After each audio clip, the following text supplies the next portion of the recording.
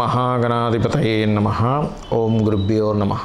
ఓం శ్రీమాత్రే నమః. పరమేశ్వర స్వరూపమైనటువంటి జ్యోతిష, వాస్తు మరియు ఇతర అనేకమైనటువంటి శాస్త్రములను మనకు అందించినటువంటి మహర్షులకి నమస్కారం.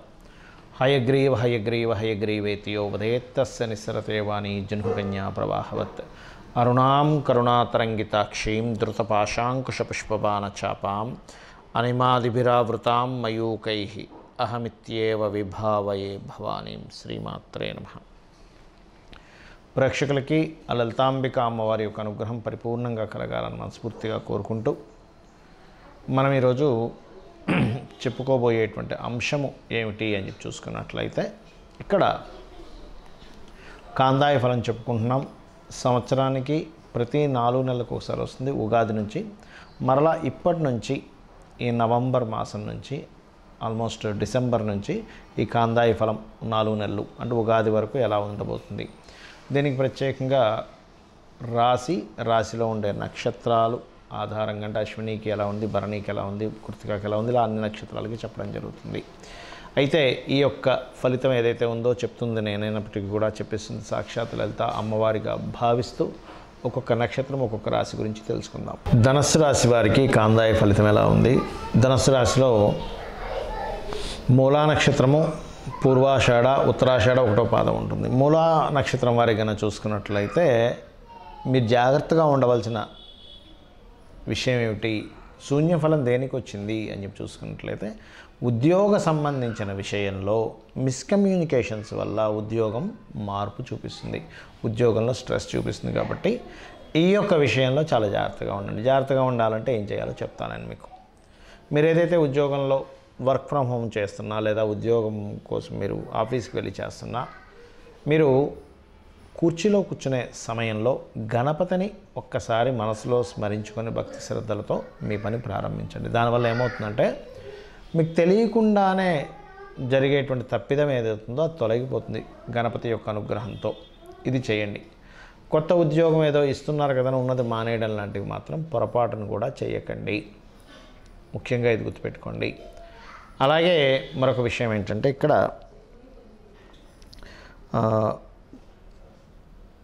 మూలా నక్షత్రంతో పాటు పూర్వాషాఢ నక్షత్రం కూడా ఉంటుంది. ఇదే పూర్వాషాఢ నక్షత్రం వారికి ఈ యొక్క 4 నెలల్లో కాందాయ ఫలం చక్కటి అభివృద్ధి యోగాన్ని ఇస్తుంది.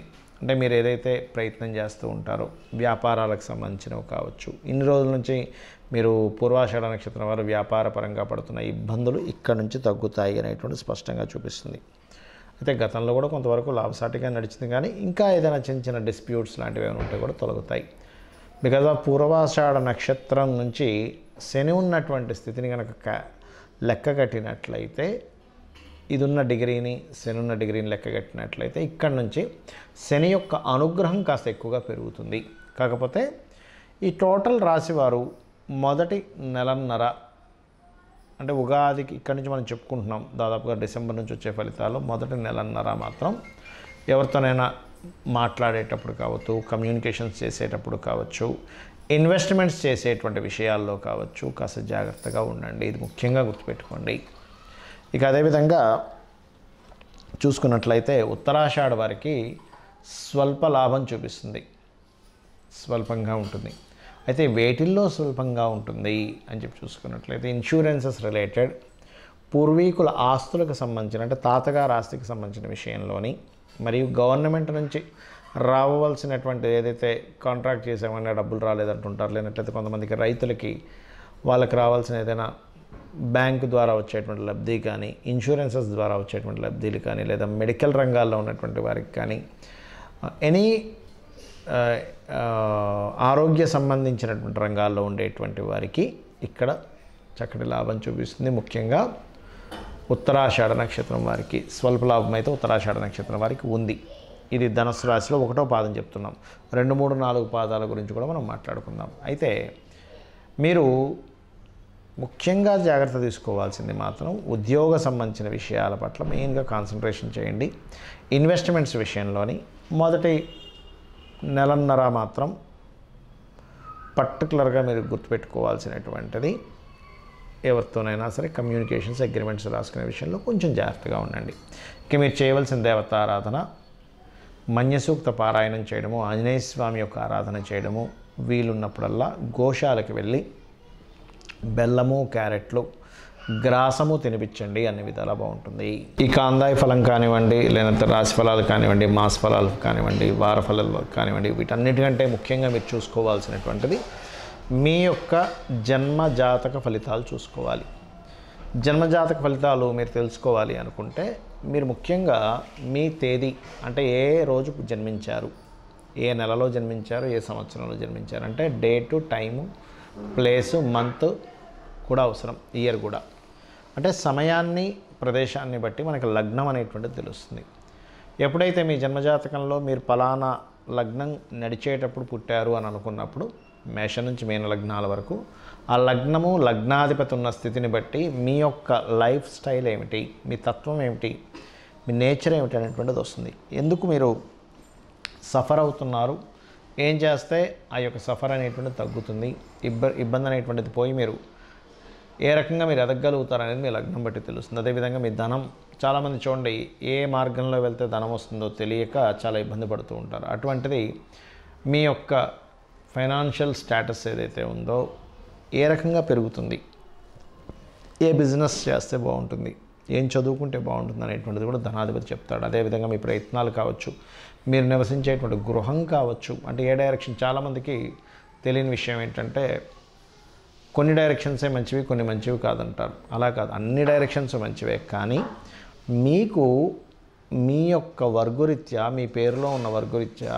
మీరు ఏ డైరెక్షన్లో ఉంటే బాగుంటుంది ఈజ్ మోస్ట్ ఇంపార్టెంట్. అది తెలుసుకోవాలి.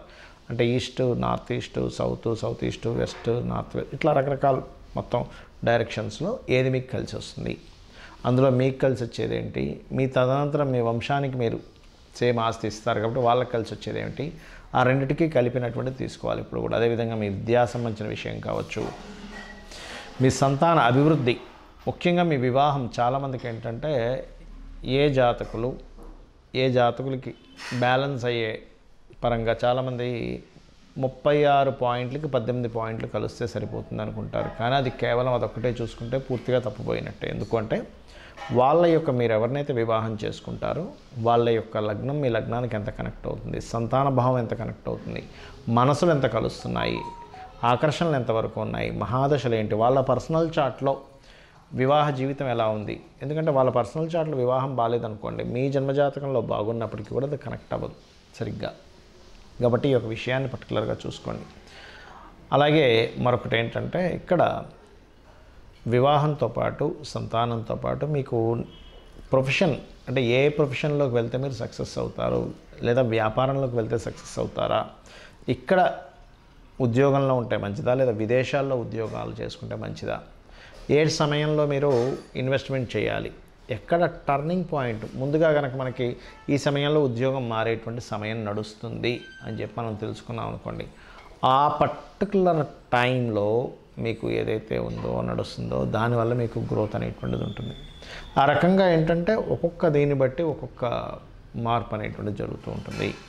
ఈ రకంగా మీ యొక్క జన్మజాతక చక్రంలో ఉన్నటువంటి కాంబినేషన్స్ని బట్టి, మీకున్నటువంటి స్థితిని బట్టి, మీ జాతక చక్రంలో ఏముంది, ఏం చేయాలి, ఏ పరిహార మార్గం చేసుకోవాలి. ఈ కలియుగంలో మనం ఏదో పెద్ద పెద్ద హోమాలు, యజ్ఞాలు, లక్షలు, కోట్లు, అంటే లక్షలు ఖర్చు పెట్టే చేయాలి, వేలు ఖర్చు పెట్టి చేయాలని లేదు. గుర్తుపెట్టుకోండి, చిన్న నామస్మరణ, ధనం లేదు, కేవలం లలితాసహస్రనామాల్లో ఏ నామాన్ని మీరు రెగ్యులర్గా చేసుకుంటే మీకు ఫైనాన్షియల్గా కావచ్చు, సంతానపరంగా కావచ్చు, వివాహపరంగా కావచ్చు అనేటువంటిది కూడా మనం చేసుకోవచ్చు. ఈ కలియుగ మహిమ అంత గొప్పది.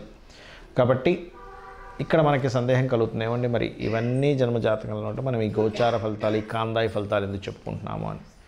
మనం ఏదైనా ఒక ప్లానింగ్ చేసుకున్నప్పుడు యాజ్ ఇట్ ఈజ్ ప్లానింగ్ పరంగా వెళ్ళాలని రూల్ లేదు. ఎందుకు అంటే మనం ఒక ప్లాన్ చేసుకుంటే బయట ఉన్న వాతావరణం సహకరించినప్పుడు లేట్ అవుతుంది, లేదా ట్రాఫిక్ జామ్ అయినప్పుడు లేట్ అవుతుంది ఒక దగ్గరికి వెళ్ళాలనుకున్నప్పుడు, లేదా మనం ఒక ప్రోడక్ట్ తీసి దానికి మార్కెట్ ఉండదు. అంటే ఏమిటి, మార్కెట్ అనాలిసిస్ చేసుకొని తర్వాత మనం కనుక ప్రోడక్ట్ని తీసినట్లయితే అప్పుడు సక్సెస్ ఎలా ఉంటుందో, అదేవిధంగా ఇప్పుడున్న గోచార గ్రహాల యొక్క స్థితిని తెలుసుకొని దాని తగ్గట్టుగా మీ యొక్క జన్మజాతకంలో ఉన్నటువంటి కాంబినేషన్స్కి కనెక్ట్ అయ్యేలా మీరు ఎప్పుడైతే ప్లాన్ చేసుకుంటారో 100% సక్సెస్ అవుతారు. కాబట్టి ఈ యొక్క గ్రహస్థితిని అనుసరించి అమ్మవారి అనుగ్రహాన్ని, ముఖ్యంగా ఏంటంటే మన జన్మజాతకాలు ఎలాగున్నా కానీ గుర్తుపెట్టుకోండి, అమ్మవారిని ఆశ్రయించి ప్రతీది కూడా ఆ యొక్క పరమేశ్వరుడికి సమర్పించుకుంటూ మీరు కనుక ఏ పని చేసినా సరే 100% సక్సెస్ అవుతుంది. ఇది గుర్తుంచుకొని మీ యొక్క జీవితాన్ని మరింత ఆనందదాయకం చేసుకుంటారని ఆ లలితాంబిక అమ్మవారి యొక్క అనుగ్రహం మీకు పరిపూర్ణంగా కలగాలని మనస్ఫూర్తి కోరుకుంటూ శ్రీమాత్రే నమః.